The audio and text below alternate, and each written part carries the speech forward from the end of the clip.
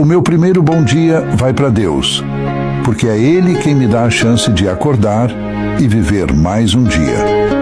Antes de qualquer coisa, Deus, obrigado por me dar forças para enfrentar os desafios e por me abençoar com a saúde, o ar que respiro e a oportunidade de fazer o bem.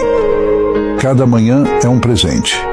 Então, antes de olhar o celular, antes de falar com qualquer pessoa, eu paro, respiro fundo e entrego o meu dia nas mãos de Deus. Peço a Ti, Deus, sabedoria para tomar as decisões certas, paciência para lidar com os imprevistos e amor para tratar todos ao meu redor.